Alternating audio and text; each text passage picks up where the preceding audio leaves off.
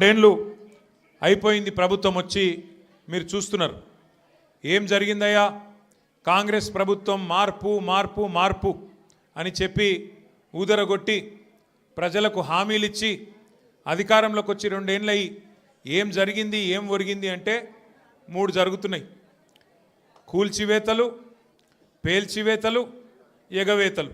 గంతే. ఈ ప్రభుత్వం ఏందయ్యా అంటే కట్టే కొట్టే తెచ్చే అని చెప్పినట్టు కూల్చివేతలు, పేల్చివేతలు, ఎగవేతలు.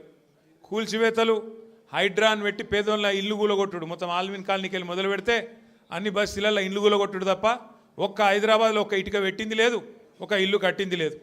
ఇందిరమ్మ పేరు చెప్పుకొని బతుకుడు తప్ప ఒక్కటంటే ఒక్కటి మంచి పని మాత్రం గరీబోళ్లకు చేసింది లేదు ఈ ప్రభుత్వం వచ్చినాక. రెండోది పేల్చివేతలు. ఈ లంగలే ఈ కాంగ్రెస్ వాళ్ళే ఆ కాళేశ్వరంలో ఉన్న మేడిగడ్డ బ్యారేజ్ని వీళ్ళే వెలిచిండ్రు. తర్వాత ఇప్పుడు మన చెక్ డ్యాములు వెలుస్తున్నారు. ఒకటి కాదు, 2-3 వెలిచిండ్రు ఇప్పటికే. కేసీఆర్ గారేమో కడితే ఈ దరిద్రులు వచ్చిన తర్వాత పేల్చి పారేస్తున్నారు చెక్ డ్యాములు. ఇక మా వెంకటేశ్వర రెడ్డి గారు ఇక్కడ ఉన్నాడు. ఆయన ఒక్క కాన్స్టిట్యున్సీలనే కేసీఆర్ గారు దేవరకద్ర, మహబూబ్నగర్, వెనుకబడ్డ నియోజకవర్గం అని చెప్పి పెద్ద ఎత్తున అక్కడ ఒకటే కాన్స్టిట్యున్సీలో దగ్గర దగ్గర 10-20 చెక్ డ్యాములు, 36 చెక్ డ్యాములు కట్టించిండు. వీళ్ళ ముఖాలకు కాంగ్రెస్ వాళ్ళు వచ్చినాక ఒక చెరువు కట్టింది లేదు, ఒక చెక్ డ్యామ్ కట్టింది లేదు, ఒక ఇటుక పెట్టింది లేదు. కానీ ఉన్న చెక్ డ్యామ్లను ఇవాళ బాంబులు పెట్టి పేల్చేస్తున్నారు. ఎందుకంటే కాంగ్రెస్ వాళ్ళకు ఇసుక తోడుకొని కష్టమవుతుందంట, ఇసుక తోడుకొని దొంగతనంగా అమ్ముకునేందుకు కష్టమవుతుందంట. నీళ్ళు ఆగితే ఇసుక తీయరాదు కదా, అందుకే నీళ్ళు ఆగకుండా చేసి చెక్ డ్యాములు పేల్చేసి ఇసుక తవ్వుకొని దొంగతనంగా అమ్ముకొని మరి ఢిల్లీకి కప్పం కట్టాలి కదా, ఆ పని చేస్తున్నారు. అందుకే మేము అంటున్నాం, ఎగవేతలు, కూల్చివేతలు, పేల్చివేతలు తప్ప ఈ 2 ఏళ్లలో సాధించిందేం లేదు. ఇక ఎగవేతల గురించి అయితే నేను చెప్పాల్సిన అవసరం లేదు. ఆయన పేరు మార్చుకోవాలా, యనుమల రేవంత్ రెడ్డి కాదు, ఎగవేతల రేవంత్ రెడ్డి. ఎందుకంటే మీరు చూడండి ఏమేం మాటలు చెప్పిండు, పెద్ద పెద్ద డైలాగులు కొట్టిండు. కేసీఆర్ గారు 1,00,000 రూపాయలు ఇస్తున్నాడు లగ్గం చేసుకుంటే, కళ్యాణ లక్ష్మి షాదీ ముబారక్ అని నేను తులం బంగారం ఇస్తా అన్నాడు.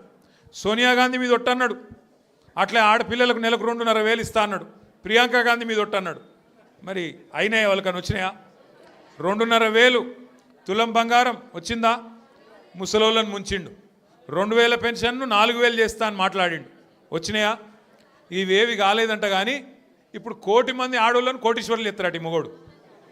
ఏది ఒక్కరినిద్దరిని కాదు, తెలంగాణలో ఉన్న 2 కోట్ల మంది ఆడపిల్లలు ఉంటే అందులో 1,000,000 మందిని కోటీశ్వర్లు చేసేదాకా ఇడిచిపెట్టాడట.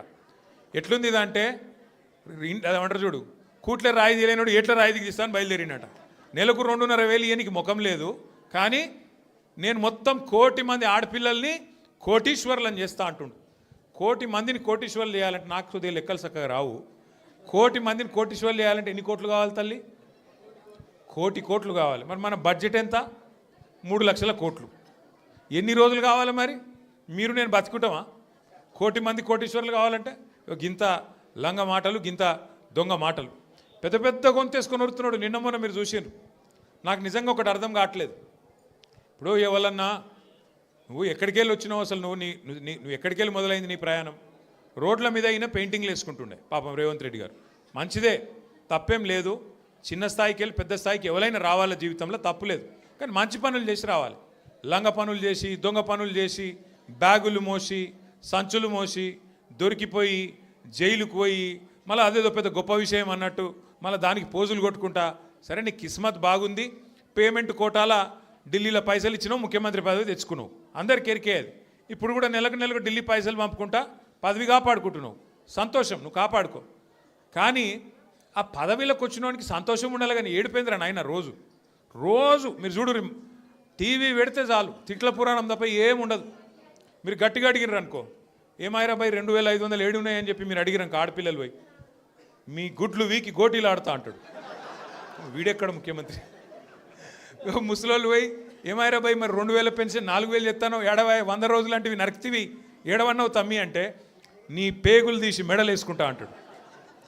అట్లాగే మన విద్యార్థులు పోయి ఏమయ్యా మరి 2,00,000 ఉద్యోగాలన్నావు, ఏం సంగతి అంటే నీ లాగుల తొండలు ఇడిచిపెడతా. వీడేం ముఖ్యమంత్రి, వీందేం భాష, నాకు అర్థమే కాదు.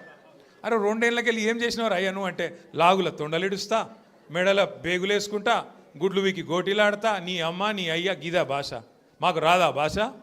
మాట్లాడమంటావా? హైదరాబాద్లో పెరిగినోని నేను. మాట్లాడమంటే ఉర్దూలా, హిందీలా, తెలుగులా, ఇంగ్లీష్లా పొల్లు పొల్లు తిట్టే తెలివి నాకు కూడా ఉంది. మాకు కూడా వస్తుంది భాష. హైదరాబాద్ గల్లీలలో పెరిగిన నేను. నువ్వేడో ఊరికెళ్ళి వచ్చినావు. సరే రా, పర్వాలేదు, నీ అదృష్టం బాగుంది, ముఖ్యమంత్రి అయినావు, చేయి. రోజు ఏడుచుడు ఎందుకు? మేము ప్రతిపక్షంలో ఉన్నాం, నువ్వు అధికారంలో ఉన్నావు.